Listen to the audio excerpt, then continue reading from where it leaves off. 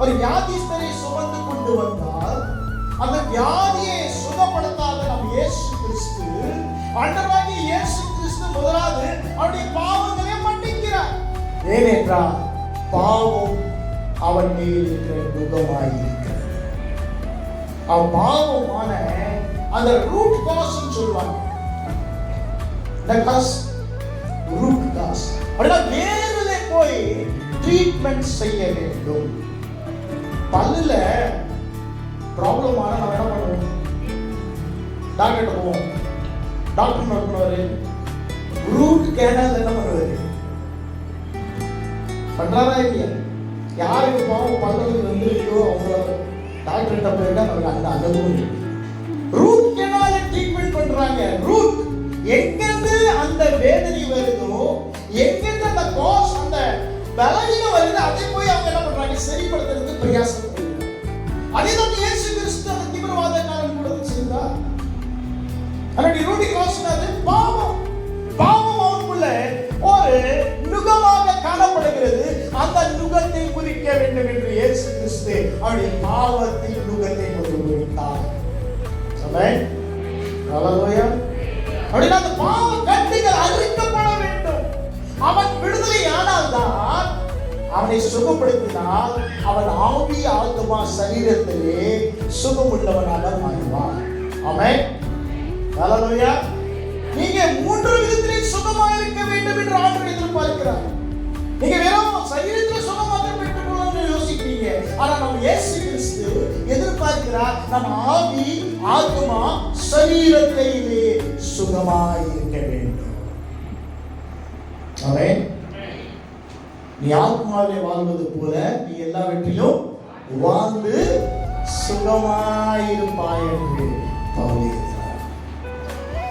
பெரியவானவர்களே, நான் சுகமாக இருக்க வேண்டும் என்று ஆண்டவர் விரும்புகிறார். ஆனால் பாவமானது எப்படி கழுதை குட்டி கட்டப்பட்டிருக்கிறது போல பாவமானது நம்மை கட்டி வைத்திருக்கிறது. எப்போ வரைக்கும் கழுதை குட்டி கட்டி இருக்கிறதோ அது வரைக்கும் அது விடுதலையாக ஒன்றுமே செய்ய முடியாது. அது அப்ரோஜன பிராணியாக காணப்படுகிறது. எதுக்குமே பிரயோஜனம் இல்லை. அது எஜமானுக்கும் பிரயோஜனம் இல்லை, அது இருக்கிறதுனால ஒரு பிரயோஜனம் இல்லை. அநேக பேருடைய வாழ்க்கை அப்படிதான் இருக்கு. அவன் யாருக்குமே பிரயோஜனம் இல்லை. நமக்கும் பிரயோஜனம் இல்லை, குடும்பத்துக்கும் பிரயோஜனம் இல்லை, சமுதாயத்துக்கு பிரயோஜனம் இல்லை, சபைக்கு பிரயோஜனம் இல்லை, தேசத்துக்கு பிரயோஜனமற்றவர்கள். ஏன் என்றால் கட்டப்பட்ட சூழ்நிலை. அந்த கட்டுகள் அறுக்கப்பட வேண்டும். நாம் கட்டுக்குள்ள இருந்து பிறருடைய கட்டை அறுக்க முடியாது. பிரியமானவர்களே, நம்முடைய கட்டுகள் அறுக்கப்பட வேண்டும். ஆமென். முதலாவது கட்டு பாவமான கட்டுகள் அறுக்கப்பட வேண்டும். பாவத்துக்கு நாம் மன்னிக்க வேண்டும். பாவத்துக்கு நாம் மன்னிப்பு ஆண்டுடைய சமூகத்தை பெற்றுக்கொள்ள வேண்டும். அப்போது அதிலிருந்து நாம் விடுதலை பெற்றுக் கொள்கிறோம். ஆமென். ஹல்லேலூயா. இரண்டாவது ஒரு கட்டு நாம் பார்க்கிறோம். வியாதினால கட்டப்பட்டிருக்கிறார்கள். வியாதி, பலவீனம், அது ஒரு கட்டு நம்முடைய வாழ்க்கையில் காணப்படுகிறது. அது ஆவிக்குரிய வியாதியா இருக்கலாம், சரீரத்துக்குரிய வியாதியா இருக்கலாம். எந்த வியாதியும் அது நல்லதே கிடையாது. அந்த வியாதியிலிருந்து நாம் விடுதலையாக வேண்டும். நம் சரீரத்தில் இருக்க வியாதியா இருந்தாலும் ஆவியில் இருக்க வியாதியா இருந்தோம், அது நம்மை வளர்ச்சியை நிறுத்துகிறது. அது நம்மை அப்ரோஜனம் உள்ளவர்களாக மாற்றுகிறது. அது ஒரு விதமான ஒரு நுகமாக காணப்படுகிறது, ஒரு விதமான கட்டாக காணப்படுகிறது. அந்த கட்டுகளை அறுக்குவதுதான் இயேசு கிறிஸ்து கல்வாரி சிலுவைக்கு கடந்து சென்றார். ஆமென். ஹல்லேலூயா. 1 பேதுரு 2ஆம் அதிகாரம் 24வது வசனத்தை வாசித்து பாருங்கள். 1 பேதுரு 2ஆம் அதிகாரம் 24வது வசனம். நாம் பாவத்துக்கு செத்து நீதிக்கு பிழைத்திருக்கும்படிக்கு அவர் தாமே தன் சரீரத்திலே தம்முடைய பாவங்களை சிலுவை மேல் சுமந்தார். அவருடைய தழும்புகளால் பாவத்துக்கு மரித்து, பாவம் ஒரு கட்டு நான் சொன்னேன், அந்த பாவத்துக்கு இயேசு கிறிஸ்து மரித்தார். அப்படி நீங்களும் மரிக்க வேண்டும், நானும் மரிக்க வேண்டும். இயேசு கிறிஸ்து மரித்து நீதிக்கு பிழைத்தது போல கட்டை பார்த்தோம். இரண்டாவது கட்டினது வியாதி பலவீனம் என்ற கட்டு. அனைவரும் சுகமாயிருக்க வேண்டும் தான் ஆண்டவரை எதிர்பார்க்கிறோம். குடும்பத்தில் யாருக்குன்னா ஓட முடியலனா நம்ம குடும்பத்தில் சமாதானம் இருக்குமா? இல்லை யாருன்னா குடும்பத்துல பலவீனம் வியாதி இருந்தா அந்த மனுஷனையா மனுஷிக்கு இது இருக்குமா? சமாதானம் இருக்குமா? இருக்காது. ஏன்னா வேதனை, சரீரத்துல வேதனை, சரீரத்துக்கு வேதனை தெரியுது, ஆவி இருக்கிற வேதனை நமக்கு தெரியுதில்லை, துன்பப்படுறது தெரியுதில்லை. அதனால ஆண்டவர் ஆவியும் ஆத்மாவும் சரீரத்தையும் முழுமையும் சுகப்படுத்த வல்லவர். அவருடைய தழுவுகளால் நாம் என்ன ஆயிட்டோம்? இயேசு கிறிஸ்து தான் சுகப்படுத்த வேண்டும். அவருடைய வார்த்தையிலே ஒரே வார்த்தை சொன்னார். திமிர்வாதக்காரனை பார்த்து சொன்னார், உன் பாவம் மன்னிக்கப்பட்டது, உன் படிப்பை எடுத்து நட என்று சொன்ன உடனே எடுத்து ஆமென். ஹல்லேலூயா. எடுத்து நடந்தானா இல்லையா? ஒரு பலவீனமாய் இருந்தவன் அவனே 4 பேர் சுமந்து வந்தார்கள். பிடிப்பட்ட ஒரு மனுஷனுக்கு எல்லாம் பலவீனங்கள் நீங்கினது, எல்லாம் வியாதி நகரம் நீங்கி போனது. அந்த படுக்கை எடுத்துக்கொண்டு நடந்ததுக்கு பலன் உண்டானது. அவன் ஹல்லேலூயா. அவன் வியாதியிலிருந்து திரும்பி மீண்டு வந்துருவோம். ஆனா உடனே நமக்கு என்ன வராது? அங்க நம்ம பார்க்கிறோம், அதுக்கு பலன் உண்டாயிட்டது. அவர் என்ன பண்றாரு? படுக்கையை தூக்கி கொண்டு கட்டு பலவீனம், அந்த வியாதியை நமக்கு ஒரு பலவீனமான ஒரு கட்டு, கழுதை குட்டி கட்டி இருக்கிறது தான் நாம் பார்க்கிறோம். நாமும் ஒரு பலவீனத்தோடு வியாதியோடு கட்டப்பட்டிருக்கிறோம். இயேசு கிறிஸ்துவின் தழும்பு என்றைக்கு உங்களுக்காக எனக்காக வைக்கப்பட்டிருக்கிறது. அவர் அடிக்கப்பட்டதினால் நான் சொல்லுவோம். ஆமென். ஹல்லேலூயா. நீங்களும் நானும் நம்பணுங்க. அவர் எனக்காக அடிக்கப்பட்டார், அவர் எனக்காக நொறுக்கப்பட்டார், என் பாவம் அவர் மேல் சுமக்கப்பட்டது. அவருடைய தழும்புகளால் நான் சுகமானேன் என்று விசுவாசிக்கிறேன்.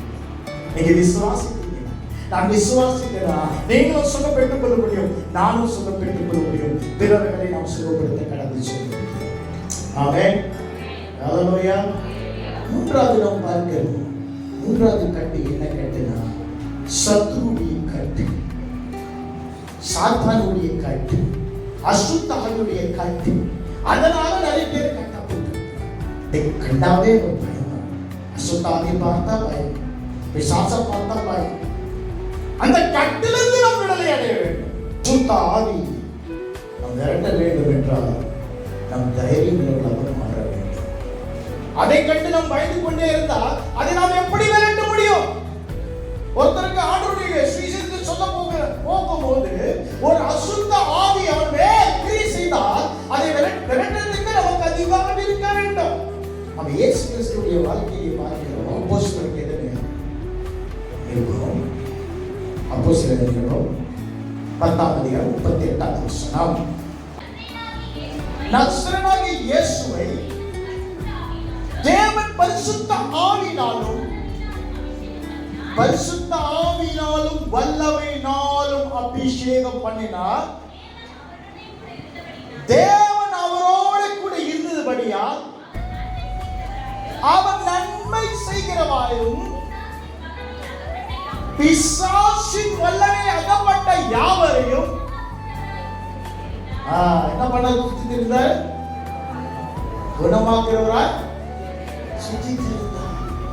அப்ப என்ன இருந்தது? அவர் மேலே பரிசுத்த ஆவியானவர் தங்கி இருந்தார். அவருடைய வல்லமை தங்கி இருந்தது. தேவ ஆவியானவர் அவரோடு இருந்தார். 3 காரியம் சொல்லப்பட்டிருக்கு. பரிசுத்த ஆவியானவர் அவர் மேல் இருந்தார். அப்ப நம்ம மேல் என்ன இருக்கணும்? ஆமென். இரண்டாவது நடந்தது வல்லமை. அப்ப நம்ம மேல என்ன இருக்கணும்? வல்லமை. மூன்றாவது நடந்தது பிதாவாகிய தேவன் அவர் கூட தகப்பன் அவர் கூட. நம்ம கூட யாருக்கு? ஆண்டவர். இயேசு கிறிஸ்து சொன்னார், நீங்கள் என் வார்த்தையை கீழ்ப்படிந்தால் நான் உங்களிடத்தில் என்னிடத்திலும் நீங்கள் எங்களிடத்திலும் பிதா என்னிடத்திலும் நாங்கள் உங்களிடத்திலும் வருவோம் என்று சொன்னார். அப்ப நாம் கீழ்ப்படிவோம் என்றால் எல்லாம் அவன் நல்லவையா ஆண்டுடைய வார்த்தைக்கு நாம் கீழ்ப்படித்தோம் என்றால் அந்த அபிஷேகம் கிடைக்கும், அந்த வல்லமை கிடைக்கும்.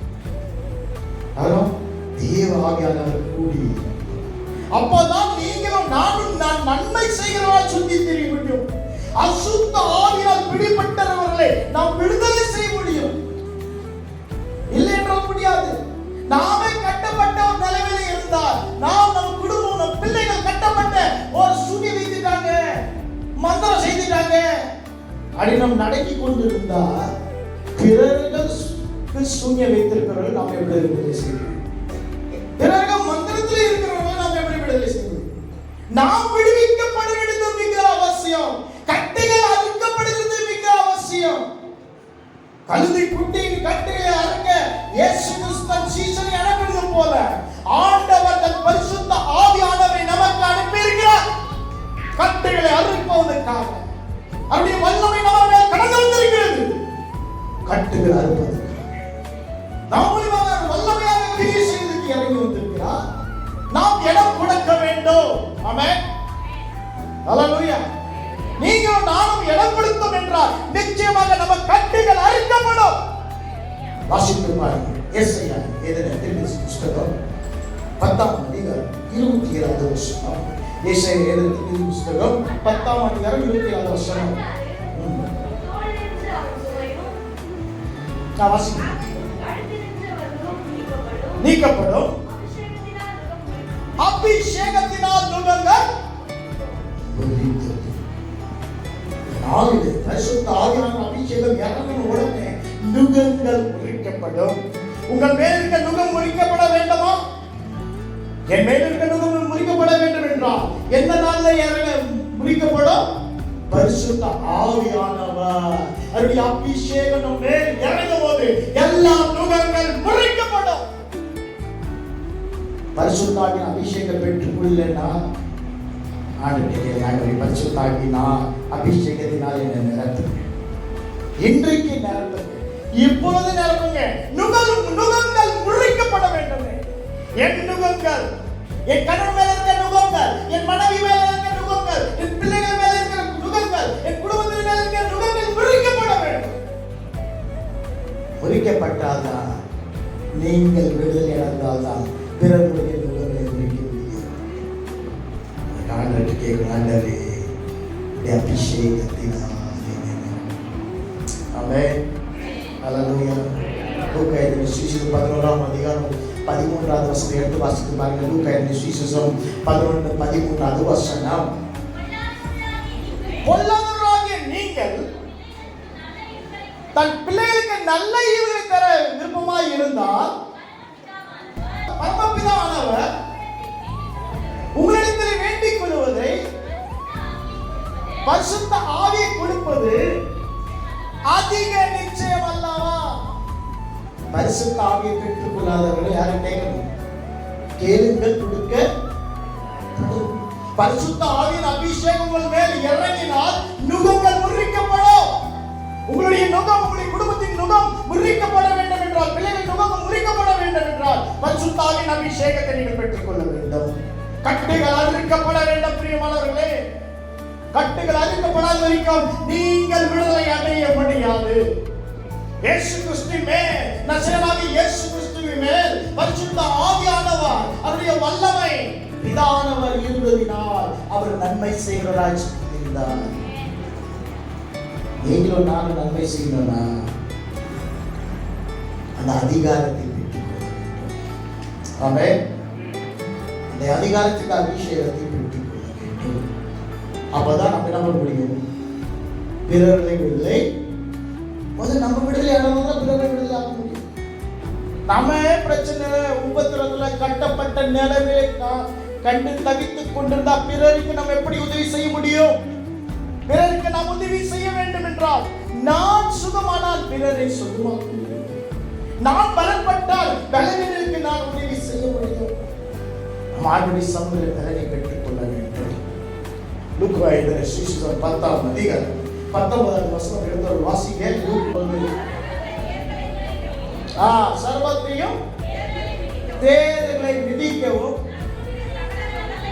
சகல வல்லை சத்துடைய சகல வல்லமையை மேற்கொள்ளவும் உங்களுக்கு அதிகாரம் கொடுத்தேன். ஒன்றும் உங்களை என்ன பண்ணாது, சேதப்படுத்த மாட்டார். நீங்க ஆண்டவராகிய இயேசு கிறிஸ்துவை உண்மையாக கீழ்ப்படிகிறீர்கள் என்றால், இயேசு கிறிஸ்துவை விசுவாசிக்கிறது உண்மை என்றால், அவருடைய வாழ்க்கைக்கு கட்டுப்பட்டு வாழ்வது உண்மை என்றால், பாவத்துக்கு மறித்து நீதிக்காக வாழ்வது உண்மை என்றால், அவருடைய தருணங்களால் நீங்கள் சுகமானது உண்மை என்றால், பரிசுத்த ஆவியின் அபிஷேகத்தை நீங்கள் பெற்றுக்கொண்டது உண்மை என்றால், நீங்கள் தேவையும் சர்வத்தை விரும்புவீர்கள், சத்துருடைய காரியங்களை மேற்கொள்வீர்கள். அதை உங்களை என்ன பண்ணாது, சேதப்படுத்தாது. நீங்க பயப்பட வேண்டிய அவசியமே, நீங்க பலனுள்ளவர்களாக மாறி, நீங்க பலனுள்ளவர்களாக மாறினீங்கன்னா எதுவுமே உங்களை சேதப்படுத்தாது. அதற்கு முதலாவது கட்டுகள் அறுக்கப்பட வேண்டும்.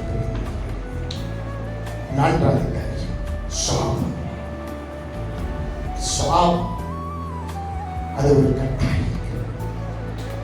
மனிதன் மனுக்குலத்தை ஆண்டு உருவாக்கி ஏதேன் தோட்டத்தில் மனிதனுடைய கரத்தை கொடுத்தார். கீழ்ப்படியாத நிமித்தமால் அவன் நிமித்தம் சாபம் வந்தது. அவன் நிமித்தம் மாத்திரமல்ல, நம் முற்பிதாக்கள் செய்த பாவத்தின் நிமித்தம் நமக்கு சாபம், நம் பெற்றோர்கள் செய்த பாவத்தின் நிமித்தம் நமக்கு சாபம் வந்தது, நாம் செய்கிற பாவத்தின் நிமித்தம் நமக்கு சாபம் வருகிறது. 4 காரியம் சொன்னேன். என்னென்ன சொல்லுங்க பார்க்கலாம். ஆதாம் ஏவாள் மூலமாக வந்த சாபம், உறுப்பிதாக்கள் மூலமாக செய்த பாவம் நம்ம மேல வந்தது, சாபமாய் வந்தது. 3வது, பெற்றோர்கள் செய்த பாவங்கள் நம்ம மேல் சாபமாய் வந்தது. 4வது, நாம் செய்த பாவம் அது சாபமாய் வந்தது. இதெல்லாம் சாபத்தின் வெளிப்பாடு. இயேசு கிறிஸ்து கல்வாரி செய்து சாபத்தின் வெளிப்பாடு. ஆமென். ஹல்லேலூயா. கலாத்தியர் 3ஆம் அதிகாரம் 13வது வசனத்தை எடுத்து வாசிங்க. மரத்திலே தூக்கப்பட்ட எவனும் சபிக்கப்பட்டிருக்கிறான், எழுதியிருக்கிறபடி கிறிஸ்து நமக்காக சாபமாய் நியாயப்பிரமாணத்தின் அனைத்து சாபத்தை நாமளே நீங்களாக்கி நம்மிடம் ஏற்றுக்கொண்டார். அந்த சாபமான கட்டுகள் அறுக்கப்பட வேண்டும். அநேக சாபம் நிறைய பேர் நம்புறதே கிடையாது. சாபம் இருக்குன்னு நம்பவே மாட்டாங்க. நானும் ஒரு காலத்தில் அப்படிதான் இருந்தேன். சாபம் இருக்குன்னு நம்பவே மாட்டேன். இயேசு கிறிஸ்து ரட்சிக்கப்பட்ட பிறகு எதுக்குங்க சாபம், என் மேல சாபம் கிரியை செய்யும் என்று யோசித்துக் கொண்டிருந்தேன். ஆண்டவருக்காக உண்மையாக சொல்கிறேன் பிரியமானவர்களே, அநேக நாட்கள் என் உள்ள அந்த யோசனை காணப்பட்டேன். நான் இயேசு கிறிஸ்துவை ஏற்றுக்கொண்டேன், ரட்சிக்கப்பட்டேன், என் மேல் சாபம் ஆளுகை செய்வதற்கு அதிகாரம் இல்லை என்று யோசித்துக் கொண்டிருந்தேன். ஒரு நாள் நான் உபவாசத்தில் இறுதி செலுத்திக் கொண்டிருக்கும் போது ஆண்டவர் என்னிடம் வெளிப்பட்டார். ஆண்டவர் சொன்னார், Daniel, you in curse. Daniel, நீ சாபத்தில் இருக்கிறேன் என்று சொன்னார். தெளிவாக ஆண்டவருடைய சத்தத்தை கேட்டு நான் சொன்னேன், ஆண்டவரே, நான் உண்மை இயேசு கிறிஸ்து உண்மை இரட்சகராக நான் ஏற்றுக்கொண்டேன், ஞானஸ்தானம் பெற்றிருக்கிறேன், பரிசுத்த ஆவியின் அபிஷேகத்தை பெற்றிருக்கிறேன், அக்கினி அபிஷேகத்தை பெற்றிருக்கிறேன், ஊழியமும் செய்கிறேன், நான் எப்படி சாபத்தில் இருக்கிறேன் என்று சொல்கிறேன். யாரிடம் கேட்டேன்? ஹலோ, எங்க நல்லவங்க நீங்களோட கேட்க மாட்டேங்குது. நான் நீங்க சொன்னீங்க ஒத்துட்டீங்க, ஆமா சாபத்தில் இருக்கு. ஆனா நான் கேட்டேன், எப்படி நீங்க சொல்றீங்க நான் சாபத்தில் இருக்கேன்? ரட்சிக்கப்பட்டிருக்கேன், அபிஷேகம் பெற்றிருக்கிறேன், ஊழியத்துக்கு வந்திருக்கிறேன், அக்கினி அபிஷேகம் பெற்றிருக்கிறேன், எப்படி சாபத்தில் இருக்கேன்? ஆண்களுக்கு ரெண்டு காரியம். இந்த காரியத்தை நீ சிந்தித்து பாரு என்று சொல்லி, இப்போ நான் உங்களுக்கு ஒரு அதிகாரத்தையும் வல்லமை தருகிறேன். இப்ப ஆண்டு உங்களுக்கு முன்பாக வந்து சொல்றாரு வைத்தீங்களேன், உங்களுக்கு ஆண்டு வல்லமை தருகிறார், பலனையும் வல்லமை தருகிறார். எவ்வளவு குதிக்கணும்னா குதிக்கலாம். அவன் இப்ப இங்க நீங்க குதிக்கிறீங்க, எவ்வளவு தூரம் போவீங்க? சீலிங் அடிக்குது. அப்ப ஆண்டு சொல்றாரு, நீங்க வல்லமை கொடுக்குற குதிச்சா எங்க வரைக்கும் குதிப்ப? இது வரைக்கும் குதிப்ப, இதுக்கு மேல குதிக்க முடியாது. இதே வெளியே போய் குதிச்சா வானம் தரைந்திருக்கிறது. ஆமென். ஹalleluya. நீ சாபத்தில் ரட்சிக்கப்பட்டது வேற, சாபத்திலிருந்து விடுதலையாகிறது வேற. இந்த வெளியே போய் நீ குதித்தால் வானம் திறந்திருக்கு, எவ்வளவு குதிக்கலாம். ஆனா இங்கே நீ குதித்தால் இது என்ன பண்ணுது? சீலிங் வந்து தடை செய்கிறது. இதுக்கு மேல வளர்ச்சி வராதபடிக்கு உன் சாபம் தடையாக இருக்கிறது. இரண்டாவது காரியம், நல்ல பார்த்திருக்கிறேன். உங்ககிட்ட எல்லாம் ஆண்டவர் பேசுவாரே எனக்கு தெரியும். ஒரு வேலை இதுக்கு மேல பேசி என்கிட்ட கேட்டா நெல்லு பார்த்திருக்கேன். ஆண்டவரே பாருங்க, நெல்லை என்ன பண்ணுவாங்கன்னு கேட்டேன். நான் சொன்னேன் நெல்லை உடைப்பாங்க. படிச்சாங்களா? அவர் என்ன பண்ணுவாங்க? அரிசியிலே கழுவுவாங்க. கழுவுவாங்களா? அப்புறம் என்ன பண்ணுவாங்க? இப்ப சாதகமாக்கணும் என்ன பண்ணுவாங்க கேட்டேன். ஒரு பாத்திரத்துல வைத்து தண்ணியை ஊற்றி கேஸ்ல வைத்து என்ன பண்ணுவாங்க? சோ சாதம் வடிக்க தெரியாதவங்க கத்துறீங்க, என்ன பண்ணணும்? ஒரு பாத்திரத்துல தண்ணியை ஊற்றி அரிசியை கழுவி உடைத்து கழுவி அதிலே அரிசியை போட்டு என்ன பண்ணுவோம்? நல்லா அனல வைத்து கொதிக்க வைப்போம். அது கொதிக்கும் போது தண்ணி என்ன பண்ணும்? இல்லையே ஊற்றும். அப்போதான் அந்த அரிசியானது ஒரு சாதமான பதமாகிறது, அது உபயோகம் உள்ளதாய் மாறுது. நீ சாபத்துக்குள் இருந்தால் நீ கட்டுக்குள் இருக்கிறாய். நெல் உடைக்கிறது போல சாபம் உடைக்கப்பட வேண்டும். புரிஞ்சுக்கிறீங்களா? நெல் உடைக்கப்படுவது போல சாபம் உடைக்கப்பட வேண்டும். உடைச்ச பிறகு அரிசி கழுவுவது போல பாவம் கழுவப்பட வேண்டும். பாவம் என்ன பண்ணணும்? உடைக்கிறமா கழுவுறமா? இயேசு கிறிஸ்துவின் இரத்தத்தினால் கழுவப்படுகிறோம். ப்ராசஸ் ரெண்டும் சேர்ந்தான கொஞ்சம் வித்தியாசம். நெல் உடைக்கப்பட வேண்டும், அரிசி கழுவப்பட வேண்டும். பாவம் கழுவப்பட வேண்டும், சாபம் உடைக்கப்பட வேண்டும். இயேசு கிறிஸ்து உங்களுக்கான ரத்தத்தை சிந்தும்படி பாவத்தை கழுவுவது மாத்திரமல்ல, கல்வாரி சிலுவைக்கு கலாத்தியர் 3 வாசிக்கிறோம், சாபமாகி சாபத்தின் பிரமாணத்திலிருந்து உங்கள் சாபத்தை முறித்து அவர் விடுதலையாக்கி இருக்கிறார். ஆமென். ஹalleluya. நாம ஒத்துக்கொள்வதில்லை, நாங்களும் ரொம்ப நாளா ஒத்துக்கொள்ளவில்லை. ஆண்டவர் சொன்ன பிறகு நான் ஒத்துக்கொள்கிறேன். Yes, I will bless. ஒரு ரட்சிப்பின் அனுபவத்தை நாம் பெறும்போது கிடைக்கிற இன்பம், சமாதானம், சந்தோஷம் ஒரு சாபத்திலிருந்து விடுதலை கிடைக்கப்படி கிடைக்கிறது. நான் அனுபவித்திருக்கிறேன். ஆமென். அந்த கட்டுகள் பிரியமானவர்களே உங்கள் மேலே உடைக்கப்பட வேண்டும். அந்த சாபம் உடைக்கப்பட்டால் தான் நீங்க பெருவழி சாபங்களை உடைக்க முடியும். அந்த அதிகாரத்தை ஆண்டவர் என்ன செய்யணும்? நான் சாபத்திலேயே முப்பாட்ட செய்த பாவம் என் சாபமாயிருக்கிறது. என் பெற்றோர் செய்த பாவம் என் சாபமாயிருக்கிறது. ஆதாம் ஏவாள் செய்த பாவம் என் சாபமாயிருக்கிறது. நான் செய்த பாவம் என் சாபமாயிருக்கிறது. ஒட்டுக்கொள்கிறேன். நெகேமியா 9ஆம் அதிகாரம் 16-17 நெகேமியா சொல்கிறாரு, முற்பிதாக்களுடைய நாலு தலைமுறை வரைக்கும் ஆண்டவரே நீர் சாபத்துக்கு பதில் எடுப்பீர, கணக்கு எடுப்பீர.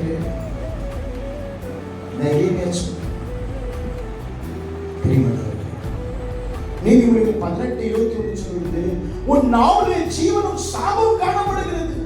உன் நாவினாலே உன் பிள்ளை சபித்தால் அவன் சாபமாய் மாறுவான். நீ உன் மேல் தன் சாபத்தை கூறினால் அது உனக்கு சாபமாய்.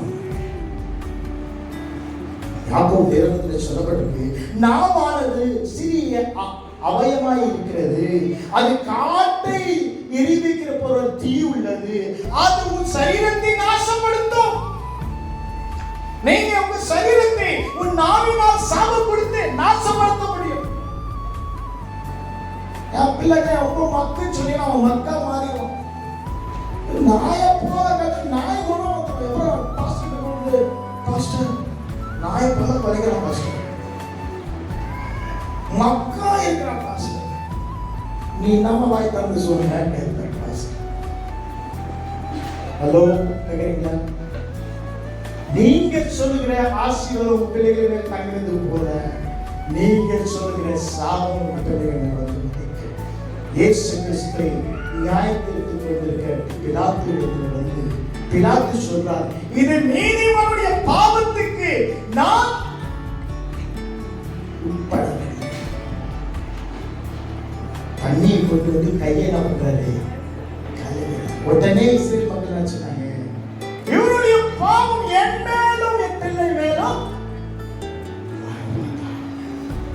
உங்களுக்கு தெரியுமா, AD 70 ஆலயம் இஸ்ரேல் ஆலயம் உடைக்கப்பட்டு இன்று வரைக்கும் ஆலயம் கட்டப்படவில்லை. இஸ்ரேல் மக்கள் செதறி போனார்கள், சூறாடி போனார்கள். இன்றைக்கு யாருடைய கிருபையிலே திருப்பி இஸ்ரேல் மக்கள் இணைந்திருக்கிறார். 1948 இணைந்திருக்கிறார். யார் கொடுத்த சாபம்? அவர்கள் பிதாக்கள் கொடுத்த சாபம். நம் பிள்ளைகளுக்கு ஆசீர்வாதம் சம்பாதிக்க வைக்கலன்னா பரவாயில்ல, சொத்து சுகம் சம்பாதிக்க வைக்கலன்னா பரவாயில்ல. உங்க பிள்ளைகளுக்கு தயவு செய்து சாபத்தை மாத்திரம் கூறிவிடாதீங்க. சாபத்தை கூறி சாபத்தை சம்பாதிக்க வைக்கிறார். உங்க பிள்ளைகள் நல்லா இருக்க வேண்டும், ஆசீர்வாதமாக வாழ வேண்டும், மேன்மையான இடத்தில் இருக்க வேண்டும். சமுதாயத்துக்கு, சபைக்கு, தேசத்துக்கு உங்க பிள்ளைகள் ஆசீர்வாதமாக சொல்லிக்க வேண்டும். விளையாட்டு கூட சாபமான வார்த்தை பிள்ளைகளுக்கு சொல்லியிருக்கீங்க. நாலு அதிகாரம் வந்து நீங்க உங்களுக்கே சாபம் கொடுத்துருக்காங்க. நான் எந்த காரியம் செய்தாலும் வாய்க்காமலே போகும் என்று சொன்னாங்க. அப்ப நீங்க என்ன செஞ்சாலும் வாய்க்காது. ஏன்னா நம்ம நாவல் என்ன இருக்கு? அதிகாரம். வானத்தை பூமியும் ஆண்டவர் தன் வார்த்தையினால் உருவாக்கினவர். அவர் தன் சாயலை போல உங்களையும் எண்ணி உருவாக்கி இருக்கிறார். அந்த அதிகாரத்தை நம் நாவல் வைத்திருக்கிறார்.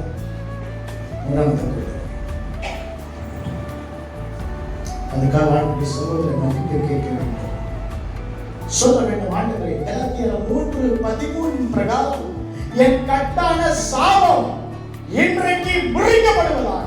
இந்த குருத்தோலை ஞாயிறுல அனுசரிக்கிற நான் ஒவ்வொரு வருடம் குருத்தோலை ஞாயிறு அனுசரிக்கிறது போல இருக்கக்கூடாது. என் குடும்பம், என் பிள்ளைகள், என் பிசினஸ், என் வேலை, என்னுடைய ஊழியத்தின் மேல் இருக்க எல்லா சாபங்களை கிறிஸ்து இயேசுவின் நாமத்தினால் கலாத்தியர் 3 பிரகாரமாக நான் முறிக்கிறேன் என்று முறிக்கிறேன். நீங்க விடுதலையானால்தான் பிறர்களே விடுதலையாக. கடைசியாக மரணம். மரணம் ஒரு கட்டு. மரணம் ஒரு கட்டு. அந்த கட்டை இயேசு கிறிஸ்து ஜெயித்தார். 1 கொரிந்தியர் 15:55 சொல்லி, மரணமே உன் கூரைக்கு, பாதாளமே ஜெயம். கடைசி மரணத்தை, பாதாளத்தில், நரகத்தை நாம் இயேசு கிறிஸ்து கூடுவார். அவர் ராஜாதி ராஜா, அவர் கர்த்தாதி கர்த்தர். இன்றைக்கு நாம் அவரை ஆர்ப்பரித்து பாடினோமே, ஓசன்னா என்று சொல்லி துதித்தோமே. அவர் மரணத்தை, பாதாளத்தை ஜெயித்தார். மரணம் நமக்கு முடிவில்லை. மரணத்தை ஜெயித்த இயேசு மீண்டும் உயிரோடு எழுந்தது போல நீங்களும் நானும் அவருடைய சாயலிலே அவரை போல உயிரோடு எழும்புவோம். ஆமென். ஹல்லேலூயா. 5 கட்டுகள் அறுக்கப்பட வேண்டும். முதலாவது கட்டு என்ன? பாவம் என்ற கட்டுகள் அறுக்கப்பட. இரண்டாவது பலவீனம், வியாதி என்ற கட்டுகள் அறுக்கப்பட வேண்டும். மூன்றாவது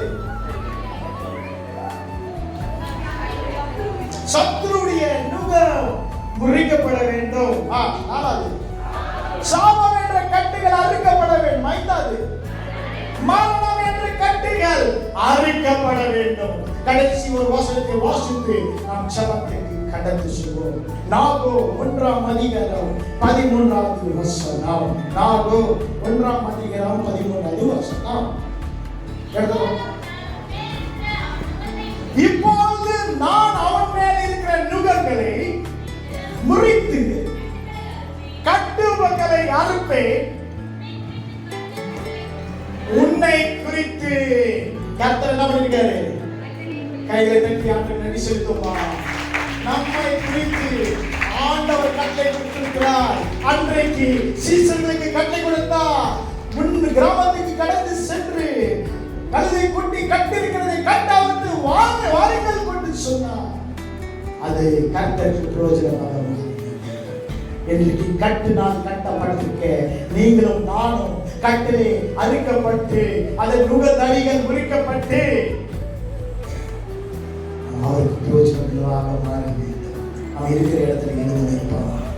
ஆண்டவரை நோக்கி பார்ப்போம். ஆண்டவரே, கழுதை குட்டி குறித்து நீர் எவ்வளவு ஆண்டவரே ஒரு வாஞ்சியாக அது விடுவிக்கப்பட வேண்டும் என்று உங்களுடைய மனதிலே ஒரு டிசைர் இருந்தது. ஆண்டவரே, இன்றைக்கு ஆண்டவரே உங்களுடைய சாயல உருவாக்கப்பட்ட எங்கள் மேல் உங்களுடைய நோக்கம் காணப்படுகிறது. நாங்கள் கட்டில் அறுக்கப்பட வேண்டுமே. பாவம் என்ற கட்டில் என்று அறுக்கப்பட வேண்டுமே. பலவீனம் வியாதி என்ற கட்டிலிருந்து நாங்கள் அறுக்கப்பட வேண்டுமே. சாபம் என்ற கட்டிலிருந்து நாங்கள் அறுக்கப்பட வேண்டுமே. சத்துருடைய பிடியிலிருந்து நாங்கள் விடுவிக்கப்பட வேண்டுமே. மரணம் என்ற கூறிலிருந்து நாங்கள் விடுவிக்கப்பட வேண்டுமே. நாங்கள் பிறருக்கு பிரோஜனம் இல்லை ஒரு பிரோஜன கருவியாக மாற வேண்டுமே. கர்த்தர் நீர் எங்கள் மேல் இறங்குகிறார். செடிகளை கர்த்தர் நீர் விரும்புகிறீர். எல்லா கட்டுகளை அறுக்கிறார். இன்றைக்கு ஆண்டவரே உடைய கட்டுகள் ஆண்டவரே எல்லா கட்டுகள் சுமைகள் அறுக்கப்படும். இன்னும் பாவத்திலே அடிக்கடி பாவத்தை விட வேண்டும் என்று நினைக்கிறீங்க. ஆனால் பாவம் ஒரு நுகத்தடியாக உங்கள் மேல் இருந்து ஒரு பாவங்களை கட்டு குழு வைத்துக் கொண்டு அடிக்கடி பாவத்திலே உங்களை கீழே தள்ளுகிறதா? கண்களை முழுவதுமா இங்கே பார்க்க வேண்டாம். ஆண்டவர் உடன் இடைப்படுகிறார். ஒரு மனிதனுடைய குரலை நீங்க கேட்கல. ஆண்டுடைய சத்தியத்தை அவருடைய வார்த்தை கேட்டுக் கொண்டிருக்கிறீர்கள். ஆண்டவர் நடுவில் விளாவிக் கொண்டிருக்கிறார். அவருடைய உள்ளத்தை உங்களை நோக்கி பார்க்கிறார். நீங்கள் பிரயாசப்படுறீங்க பாவத்தை மேற்கொள்ள வேண்டும். ஆனால் பாவத்தை விழுந்து விடுகிறீர்கள். பாவத்தை மேற்கொள்ள முடியவில்லை. இன்றைக்கு யாராவது இருக்கிறீர்களா? சிறுவர்கள், இளைஞர்கள், வாலிபர்கள், பெரியவர்கள், வயதானவர்கள், யாரா இந்த கண்களை மூடி யார் என்ன நினைப்பார்கள் என்று யோசிக்காதீங்க. நீங்க பாவத்தின் நுகத்திலிருந்து விடுதலையாக வேண்டும் என்று நான் விரும்புகிறேன். அப்படி இருந்த கைகளை உயர்த்துங்க. உங்களுக்காக ஆச்சரிக்கிறேன். வேற பாவத்திற்காக அடிமையாக இருக்கிறவர்களுக்காக நான் இப்பொழுது சொல்லிக்கிறேன்.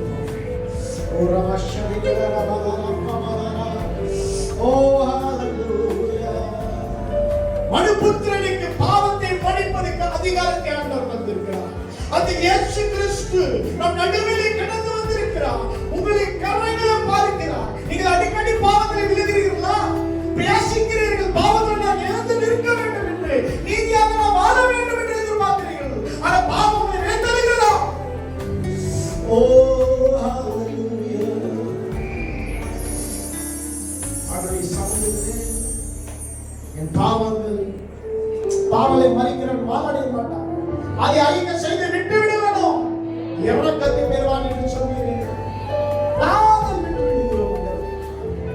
கைகளை உயர்த்திருக்கிற ஒவ்வொரு பிள்ளைகளும் இரக்கத்தின் கரம் இறங்கட்டும். இன்றைக்கு அந்த பாவத்தின் கட்டுகள் அழிக்கப்படுவதாக அவருடைய ஆவி, ஆத்துமா, சரீரம், எண்ணங்கள், சிந்தனைகள் உணர்ந்து அந்த பாவத்தின் இயல்புகள் பாவத்தின் அடிமைதனம் உடைக்கப்படுவதாக. Right now in the name of Jesus. Hallelujah. Amen. Hallelujah. கையை கொடுக்கலாம்.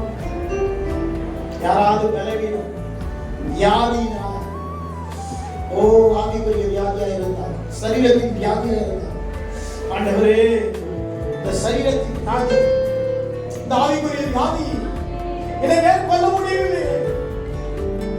என்னுடைய அவிசுவாசம் நீக்கி என்னுடைய விசுவாசத்தை உறுதிப்படுத்த, ஆவிக்குரிய வளர்ச்சியை வளர, நான் சுகமாக வாழ, ஆவி ஆத்மா சரீரத்தை சுகமாக வாழ, அதுக்கு விரோதமாக கட்டப்பட்டிருக்கிற எல்லா பலவீனத்தின் ஆவிகள், எல்லா வியாதியின் ஆவிகள் என்னை விட்டு நிர்மூலமாக என்று விரும்புகிறேன். தலையுமே கையில் வைக்க உங்களுக்காக நான் செபிக்க போகிறேன். யார் யார் பலவீனத்தோடு இருக்கிறீர்களோ, வியாதியோடு இருக்கிறீர்களோ, ஆவிக்குரிய வியாதி பலவீனத்தோடு காணப்படுகிறீர்களோ, இன்றைக்கு ஆண்டவருடைய சமூகத்தில் ஆண்டவரே எல்லா பலவீனம் கட்டுகள் அறுக்கப்படும், எல்லா வியாதி நகரங்கள் நீக்கப்படட்டும், என் ஆவி ஆத்மா சரீரத்தை எல்லா வியாதிகள் நீங்கி போகட்டும். அன்றைக்கு ஒரு திருமணமான காரணமுடியே ஆண்டவரே ஆவியும் சரீரத்தை சுகப்படுத்தினவரே, இன்றைக்கு பிள்ளைகள் மேல் விசுவாசத்தோடு கரம் வைத்திருக்க அநேக பிள்ளைகள் மேலுடைய கரம் ஏறட்டும், இதுடைய கரமாக மாறட்டும், விடுதலை உண்டாகட்டும். Right now in the name of Jesus, சுகமுண்டாகட்டும், எல்லா பலவீனங்கள் நீங்கி போகட்டும் இயேசுவின் நாமத்தில், எல்லா பலவீனத்தின் ஆவி இயேசுவின் நாமத்தில் அகன்று போகட்டும், சுகமுண்டாகட்டும். ஆமென். ஹalleluya. சத்துருவே மேற்கொள்ள வேண்டிய அதிகாரம், அபிஷேகம், நுகங்களை முறிக்கிற அபிஷேகம் உங்களுக்கு வேண்டுமா?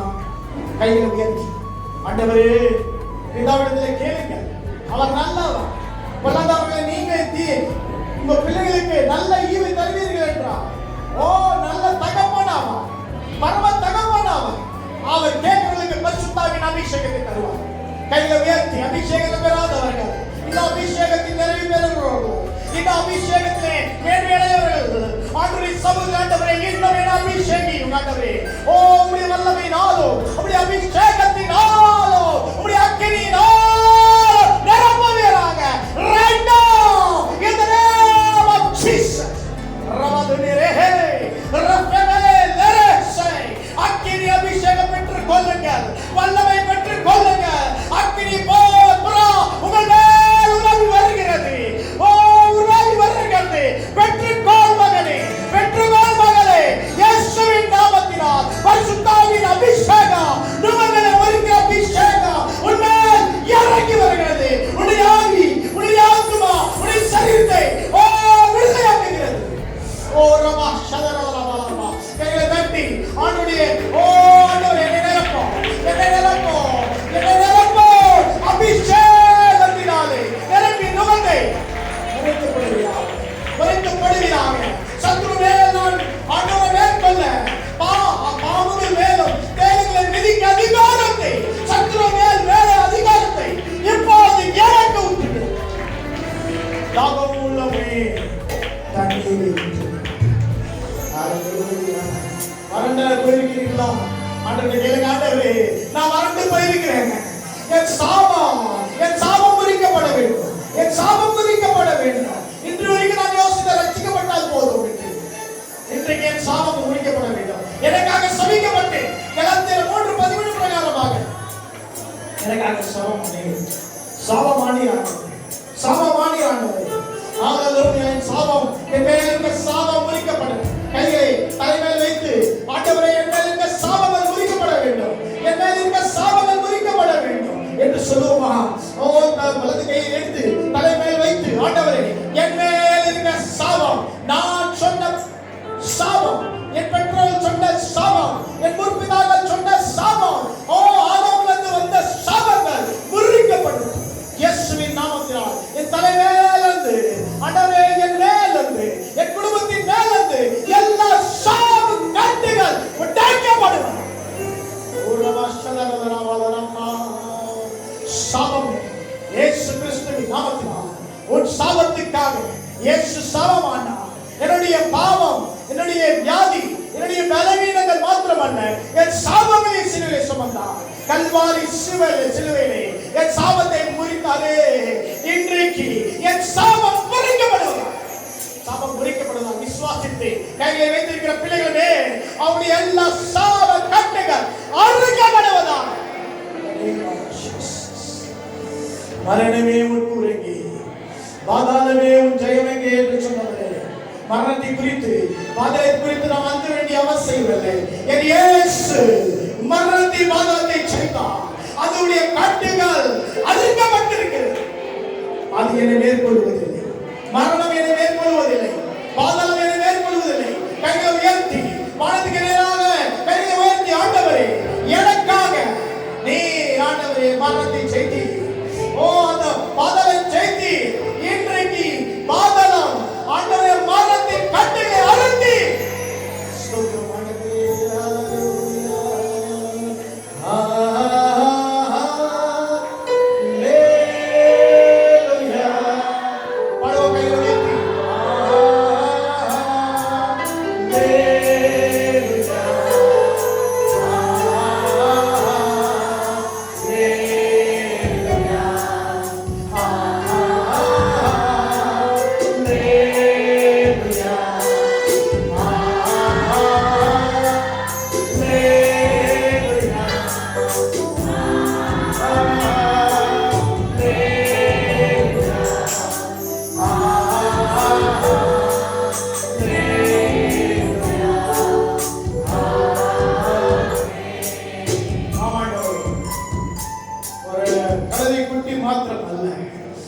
உண்மை சாயலில் உருவாக்கப்பட்ட மனிதர்கள் ஆக வேண்டும். அந்த காரியத்தை நீர் வேதாகத்தில் எழுதியிருக்கிறீர்களா? இன்றைக்கு எங்களுக்கு மனக்கண்களை திறந்து தந்தீர் ஆண்டவரே. நாங்கள் ஆண்டவரே மரணத்திலிருந்து, பாதாளத்திலிருந்து, பாவத்திலிருந்து, சாபத்திலிருந்து, வியாதியிலிருந்து, சாத்தானுடைய பிடியிலிருந்து விடுதலை ஆக்கினீரே. உமக்கு நாங்கள் நன்றி செலுத்துகிறோம் ஆண்டவரே. கைகளை தட்டி உமக்கு நாங்கள் நன்றி செலுத்துகிறோம். நன்றி தாயப்பா, நன்றி. அந்த விடுதலைக்காக நன்றி. வந்திருக்க ஒவ்வொரு பிள்ளைகளுமே ஆசீர்வதிக்கிறார்கள். சிறு பிள்ளைகள், இளைஞர்கள், வாலிபர்கள், பெரியவர்கள், வயதானவர்கள் ஒவ்வொரு குடும்பத்தை பேர் பேராக ஆசீர்வதிக்கிறார்கள். ஒரு ஆசீர்வாதமான ஒரு விடுதலை இந்த பிள்ளைகள் மேல் காணப்படட்டும். ஆண்டவருடைய தாசனுடைய குடும்பத்து மேல் காணப்படட்டும். வந்து பங்கு பெற்ற ஒவ்வொரு மேல் காணப்பட ஜெபிக்கிறேன். நீ தந்த விடுதலைக்காக நன்றி. தாழ்த்தி அர்ப்பணிக்கிறோம். இயேசுவின் நாமத்தில் ஜெபிக்கிறோம் எங்கள் ஜீவனுக்காக. ஆமென்.